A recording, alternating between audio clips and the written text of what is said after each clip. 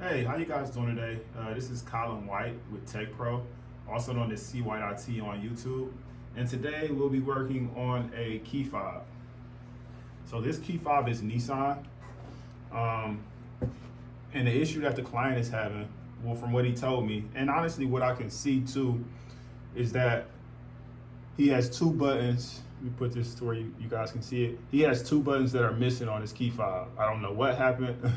I don't know how they came off or how they broke off, but he's got two buttons missing on his key fob.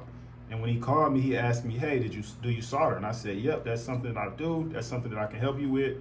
I can work on your Nissan key fob." So he brought me a few replacement key fobs, or I want to say key fobs for parts. He bought me a few key fobs for parts. For starters, he bought me this replacement key fob. It's one that he bought. I don't know if you guys can see that, but from the looks of it, the pads on this key fob are not the same as the pads on the broken key fob. So basically what that means is he wanted me to use this one for parts. If I took a button from here and try to put it on that key fob, it probably wouldn't work because the pads are different. That's like you go to do a Android charging port, but you get the wrong USB-C connector. The pins don't match up. They're not the same amount as the traces on the actual board. Cool. Now this is the last one he brought me. Here's another one for parts replacement. This one works just fine. The only thing is the ones that he bought for replacement they're not the ones that he bought for replacement, they're not linked to his car. So he'll have to pay someone $100 for him to link a key fob to his car as opposed to paying me less. You see what I'm saying? To get it fixed. So he just said, you know what, I'll rather get it fixed for less than $100. So that's what I'll go ahead and do for him. What may be an option, because when you look at it, he's missing these two buttons in the middle. These two buttons in the middle are the lock and unlock button. So I'm sure that's why he wants these two buttons, because that's lock and unlock. So basically, worst case scenario, if none of these two replacement key fobs have the right traces or the right pads that'll match up with this one right here, worst case scenario, what we'll do is we'll take either the top two top two buttons, or maybe one of the bottom buttons, and we'll replace it right here. That way he can have his lock and unlock, which I'm sure is what's most important for him. So we'll start that right now. First thing I want to do, honestly, is I want to just take off at least one button from each of these replacement key fobs just to see if they match the traces on the original. If not, I'll put them back on. If so, I'll use them as replacement parts. So.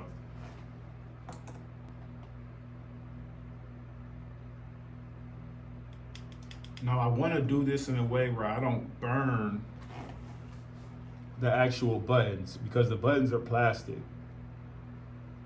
So I don't want to burn those buttons. What I'll do is I'll start by putting low melt solder on the joints of the one pad that I want to disconnect, for reference.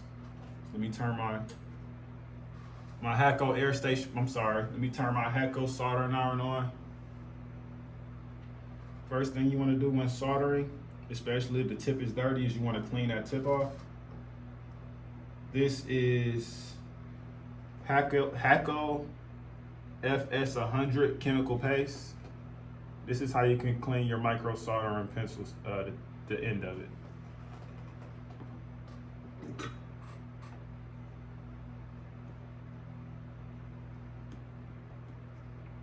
Get that in there. Rub it through.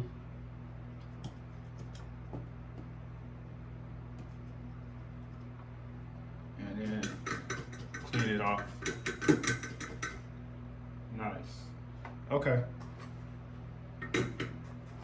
Also, one of the basic necessities when it comes to soldering is going to be flux. I like the Amtech flux. It's the most popular. And then I'll go for this one in the middle. And I'll just put some low melt solder on there to make it easier to remove without burning that button. Because that's the biggest thing. You don't want to burn the button. Let me get my solder. Alcohol. Kester solder, big pack, leaded solder, Amazon, where I got it from. I like Kester solder a lot. I want to say a guy named Northridge Fix also uses Kester. He's big on YouTube, has about like 300 and something thousand YouTube subscribers. So if it's good enough for him, it's good enough for me. You know?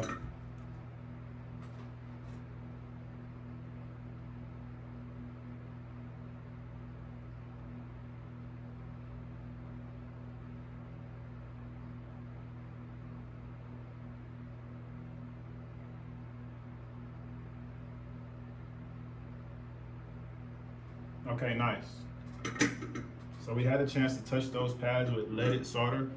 The reason you want to touch it with leaded solder is because leaded solder has a lower melting point. So factory solder is not leaded. Basically, you will have to hold the heat longer over the board to loosen up that solder, to melt the solder. And what can happen when you do that is you risk damaging the board when you do it that way. So that's why we add low melt solder first, and then go ahead and add our heat. Therefore, we can add heat for the least amount of time as possible. Therefore, lower chance of damaging the board.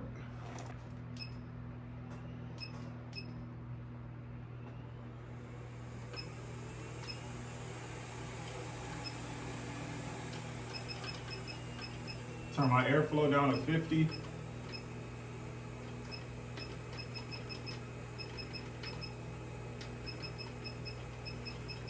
Heat on 350. I'm just gonna pull up at this button while I hold the heat over top.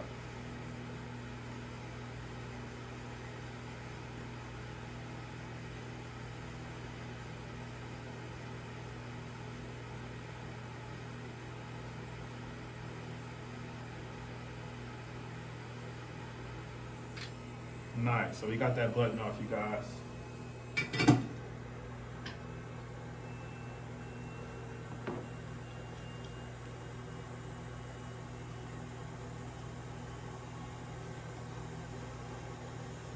So now that we've got that button off, as you can see, the 4 pads shown here for the button that I removed is a lot different from the button that he wanted me to place that, from the traces that he wanted me to place that button on. So therefore, I would be able to put that button onto his key fob that's already connected to his car. It's not possible, not for me at least. So I'll go ahead and put that button back on for the guy.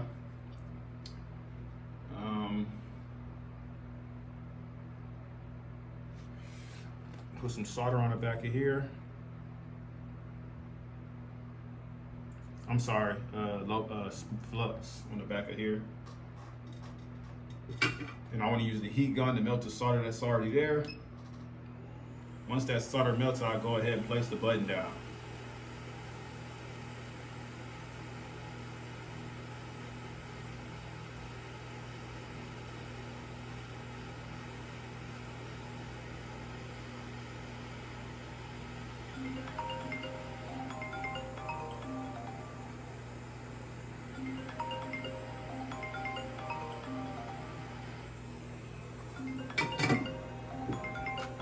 Okay, so we had a chance to put that button back on. We came to the conclusion that that button will not work on the other. It will not work on the key fob that is already connected to the to his Nissan car. So we can't use this button, or we can't use this key fob as a for parts board. So we're gonna push this out the way. Okay, next is the next key fob. Want to take a look at this one, see if the traces match from board to board. If not, I'll call them. I'll let them know, hey, those 2 key fobs don't match. We'll have to take, like I said, either one of these 3 and move it to the lock and unlock button, because that's something that can be done.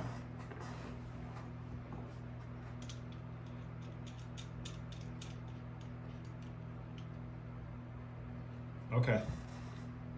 So we'll do the same thing all over again. Don't forget flux. I like Amtech flux. We don't put flux on those pins and on those traces. Solder needs flux to spread how it's supposed to. You cannot solder without flux. You need flux. Amtech flux is one of my favorites. You can get it at Amazon, you can get it at Injured, wherever. After we've added the flux, I'm gonna grab our Kester leaded solder. This one came as a pound, so it's a lot in here. Grab our solder iron, it's still clean. We wanna add some solder to the end of our soldering iron, and then now we wanna add it on to the pads. Nice. So the key is to pull up on that button gently, but you don't want to pull hard to the point where you pull the traces off, because then you have to add a wire and it takes much more time. This is that other one. These are the other pads, just 4 separate. So that's clearly different than the one that he wanted. A lot different, honestly. So those buttons couldn't go on here to fix this key fob. So let's put that button back on here.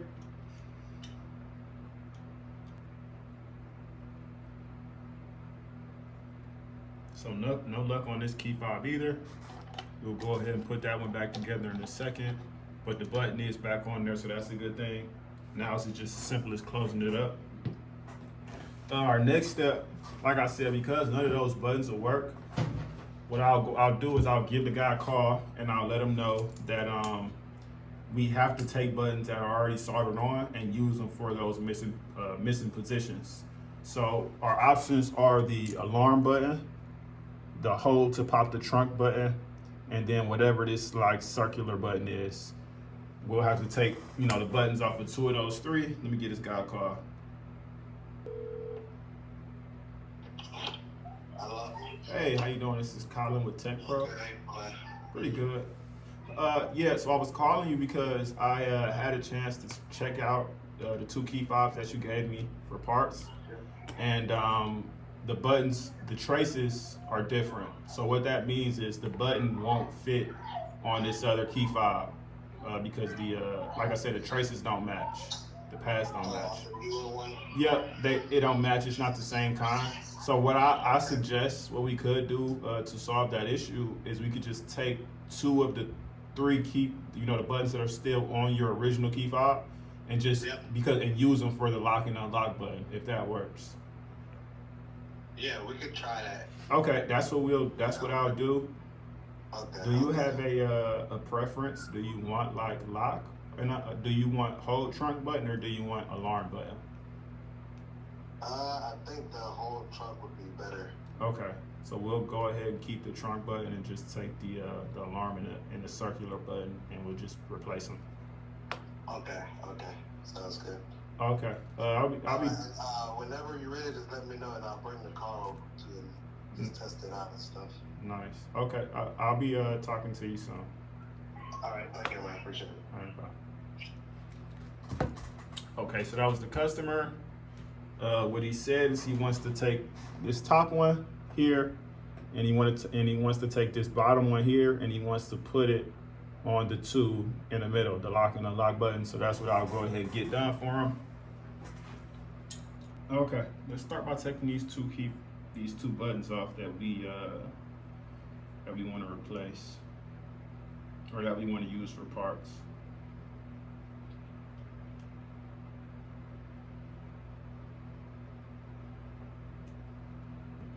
So that'll start the same way, just like every other time. Flux, low melt solder, apply to the end. And then after low melt solder, we'll go ahead and add our heat gun and pull them off the board.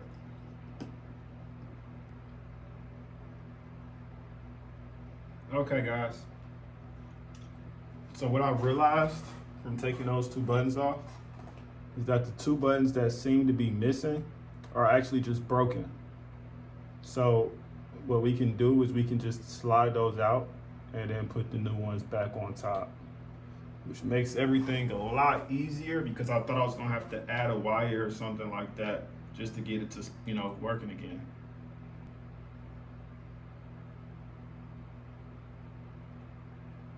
Okay. Now I just want to check that the traces are actually connected to the pads. They're making a secure connection. If not, current won't be able to flow and the key fob won't work. So, you know, we definitely don't want that. What I'll do is I'll add some solder on every separate pin. So I'll go ahead and tap each pin and add some solder just to make sure that the connection is secure, everything is fastened down how it should be, and our client doesn't have to come back anytime soon, possibly never.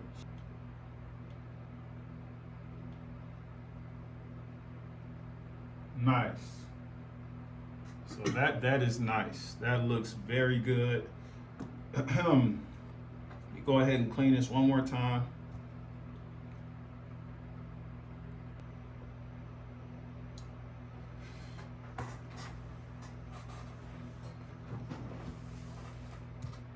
Next step, let's put this key fob board back. Well, what he wants to do is he wants to use his old key fob and he wants to put it inside of the new key fob, the new one, so that he can have the buttons to actually press. So that's what we'll do. We'll take the old, new and improved key fob motherboard, place it inside of his new casing with the actual buttons for the key fob board.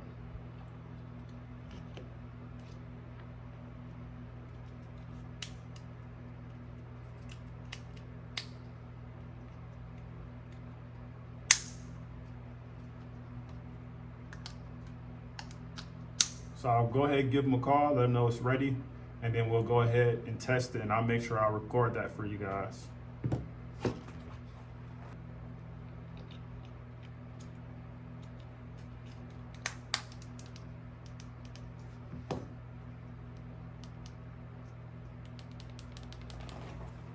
I don't know if you guys can hear that, but these buttons are clicking now.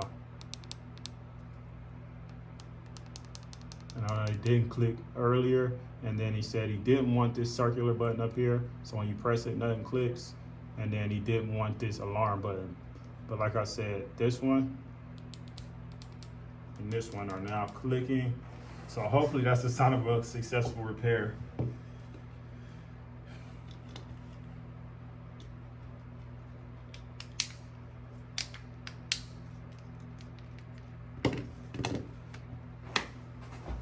I'll see you guys when he gets here.